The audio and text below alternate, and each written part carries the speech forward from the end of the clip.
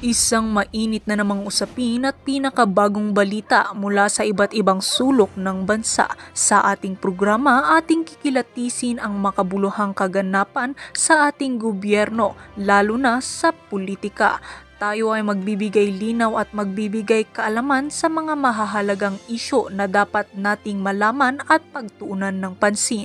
Ito ay magbibigay linaw sa ating mga kaisipan upang maging wais sa pagboto sa mga susunod pang mga eleksyon. Ang sandatahang lakas ng Pilipinas ay tila ba may planong pag-aalsa laban dito sa kasalukuyang administrasyon nitong si Presidenteng Kuting ng Norte Jr. Dito nga natin makikita na ang ating mga kasundaluhan ay nagsasawa na talaga dito sa pamumuno nitong si Presidenteng Kuting dahil nga sa malawakang katiwalian na nangyayari sa ating bansa at lalong-lalo na nga sa loob ng ating gobyerno kung saan marami na talaga mga government officials ang nangungurakot at tila ba takot ang maating mga ahensya na imbestigahan ang mga tiwaling mga opisyalis na ito dahil nga baka mawala sila sa kanilang mga pwesto.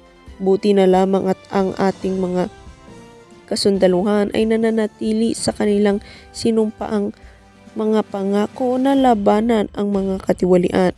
Tunay ngang ang ating mga sundalo ang maaasahan dahil nga sila na lamang ang nagpapakita ng integridad.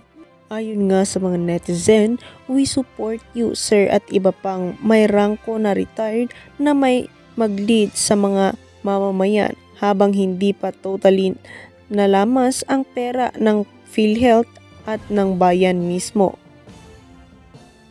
Tama kayo mga sir, tumulong na po kayo. Kawawa na kaming mahihirap, sir. Malaki ang aming respeto sa inyo, mga sir AFP. Kayo na lang ang hinihintay ng taong bayan. Sana nga mag-alyansa na kahit ako na stress na sa pangyayari sa mga taong walang pakialam sa mga nangangailangan ng administrasyong ito. Talamak na ang korupsyon, ang taong bayan nakalubog pa sa tubig, nakalangoy pa hanggang ngayon walang aksyon, nakakalumo kaya stress na ang ibang mamamayan.